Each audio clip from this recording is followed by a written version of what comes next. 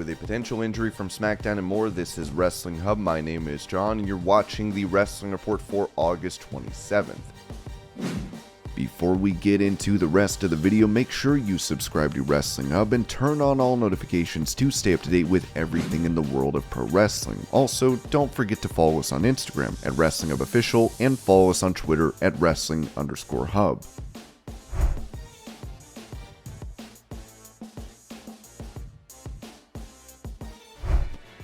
Speaking on the sessions about his work as a coach for AEW, Billy Gunn talked about what stars for the company can do to improve their in-ring performances by slowing down. You have to trust with all talent when you do that. It's not like, okay, you're the head coach, so I instantly trust you. Or, hey, you've been doing this for 30-something years, I instantly trust you. It's not a thing. It's just not how we're built or how we're programmed to do it. If they would just trust it and understand that we're here to show you that direction and get you over, like a bunch of wrestling moves is just a bunch of wrestling moves. If I don't have emotion in the people's backing, they'll just forget about it in the next match they see because they're going to see the exact same thing. When you tell them, okay, how about taking this out? They hear, hey, you don't want me to do my stuff. I'm like, that's not true. It doesn't have to be a 5-star match or a WrestleMania match every time you're out there. They'll do that on Dark. And it's nothing against the Dark or Elevation show. Those are secondary shows. Even when you're on Dynamite and Rampage doesn't mean that you have to unload everything you have in 7 minutes. Like, that's crazy because now you're just going through stuff. You're just going through the motions and you're not in it. So if you're not in it, how would you want me to be in it? But then they'll do something like some crazy thing that thinks that the people are in it, but they're just reacting because they can't do that, and it's pretty cool, but it's very forgettable. So I think that just building trust with the talent and getting them to just, hey, trust, just do this one time, but then they get in there, and then they just get in there, and it's like, I was taught a bunch of wrestling moves, so I have to do them all. They have to slow down. Like, they don't realize, do you want to do this for a long time, or do you just want to do it for a couple of years because your body can't take all that? They're just beating themselves to death instead of when they get to one of those high caliber matches, once they get there, what do you have to show me?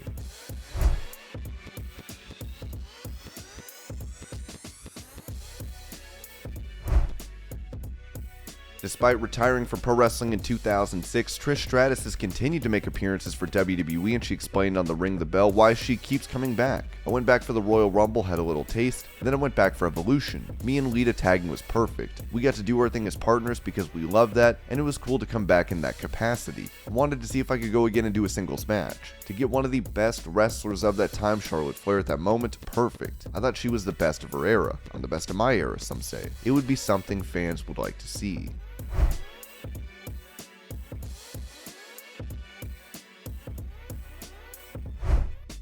Taking to Instagram, The Rock posted a video from his SummerSlam 2002 match against Brock Lesnar for the WWE title where he paid tribute, writing, 20 years ago this week, we made history in New York and pro wrestling was never the same again. The Rock versus Brock Lesnar WWE Undisputed Championship match. I always had great chemistry with Brock as he was one of the greatest pure athletes I've ever danced with. We spent about 6 months wrestling around the world together, grooming Brock to become WWE Heavyweight Champion. It culminated to this historic SummerSlam pay-per-view where the crowd was absolutely electric, historic for 2 reasons. In wrestling term, I did the honors of having Brock beat me right in the middle of the ring 1, 2, 3. Brock is new champion, Brock is new face of WWE. Number 2, my contract was up in WWE and I quietly and gratefully retired as a full-time pro wrestler after an incredible and instantly short 6-year career. It's so wildly incomprehensible at times when I think back that I only wrestled for 6 years. How crazy is that irony? A 6-year career. What a journey. Grace note, I did return to wrestling from 2011 to 2013. It was my way of giving back to the business. It was so good to me, plus I just effing love wrestling.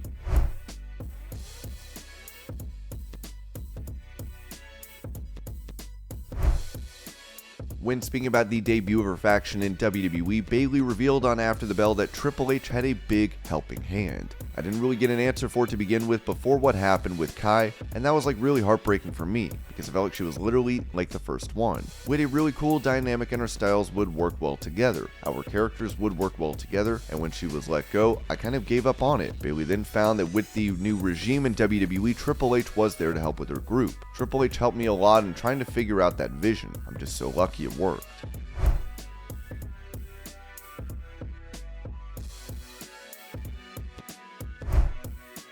During an interview with NBC Sports Boston, Mr. Money in the Bank Austin Theory talked about his spot in WWE now that Triple H is head of creative. Yes, absolutely, I feel like I'm in a great position. There's definitely a comfortability there. Working with Triple H back in NXT, we all know the creative mind he has. Over the past few weeks, as he's been running the show, it's definitely a difference, and by difference I just mean a different side of a creative level. I think it's going really well. For that interview, Theory would also talk about the comparisons made between him and John Cena, saying, "I will always appreciate that. Just being a kid at 8 years old and seeing Cena for the first time, it really inspired me to do what I'm doing now, and it's made a career and pretty much set up my whole life. So there's always going to be that appreciation of comparison. But for me, I want to be my own and do my own thing. I think oftentimes when somebody is on the come up, people are always going to jump to, he does this like this one, or he looks like this one, and that's great. People are always going to do that. But I think time definitely tells, and with time, I think everybody is going to know that Theory is a standalone name."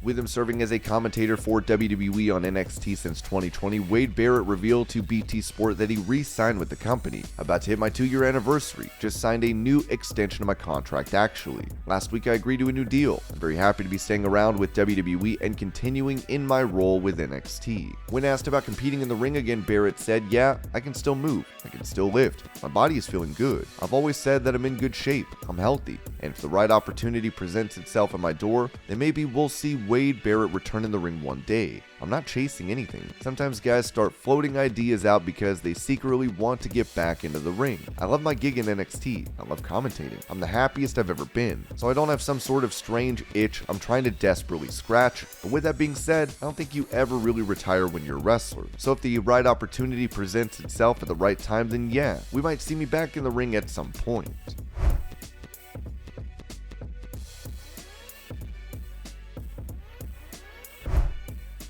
AEW star Darby Allin, known for his risk-taking, has taken to Twitter to show off his latest stunt that he pulled off driving a Jeep into trailers. Here's the video.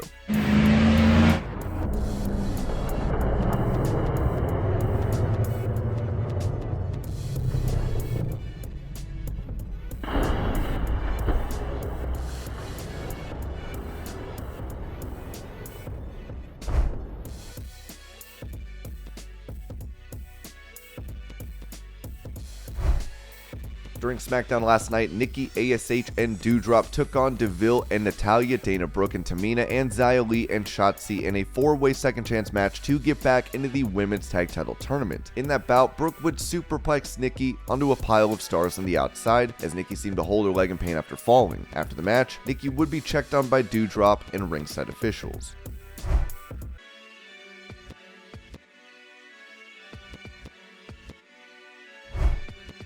Prior to his title unification match against Moxley, where he lost in a matter of minutes, CM Punk told Sports Illustrated, "I think Moxley is a guy who followed in my footsteps. He was a guy that was never really given the ball in WWE. When he was, it was taken away from him, time and time again, for other stars. I think he's got a chip on his shoulder because he thinks the same thing's happening to him again."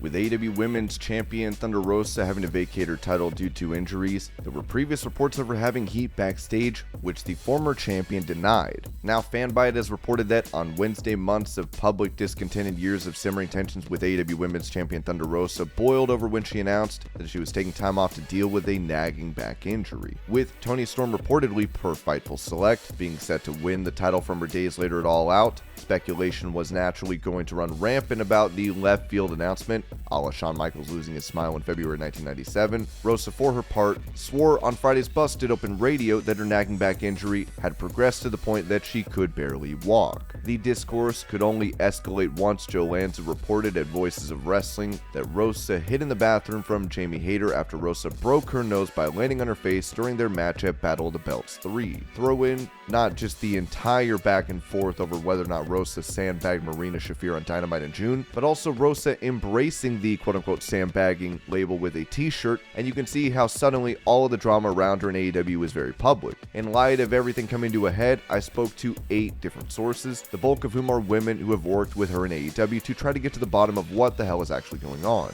At least when it comes to the story of what happened after Hayter's nose was broken on a sloppy landing by Rosa taking a brain buster, 2 different sources in AEW confirmed the substance of it, but with some caveats. For what it's worth, Joe Lanza confirmed to me that our sources did not overlap. Hiding in the bathroom may have been more of a figure of speech, but both sources confirmed that Rosa was nowhere to be found after the match, with one noting that the champion sprinted from the ring. The same source, however, added that when Rosa eventually emerged, she was explicitly told about the injury and did try to apologize, only to lock herself in the bathroom subsequently, which may have led to the 2 stories being conflated. When it comes to Rosa's reputation for regularly hurting opponents with her strikes, which one source noted went back to at least as far as her Ring of Honor stint that ended in 2019, there's a similar lack of consensus. 2 different women who have wrestled Rosa in AEW took issue with her low drop kick to a seated opponent, which is theoretically supposed to be a fairly standard kick to the chest. Both use very similar verbiage to describe taking the kick, to the effect that they were worried that Rosa had broken my face. A third AEW opponent, who spoke of only having positive interactions with Rosa, defended the spot. It's a stiff move, she said. Some stuff is just stiff. The 2 women who told me about being hurt by the low dropkick also took issue with the Fightful report that cited Rosa working stiff as being a source of heat, feeling that there was a clear distinction between laying shots in and hurting your opponent/dance partner with them. She'll just beat the F out of people, said one of the aforementioned opponents. Her strikes are killing you. And this was your Pro Wrestling News Update. I hope you're all having a great day. Thank you so much for watching, and I'll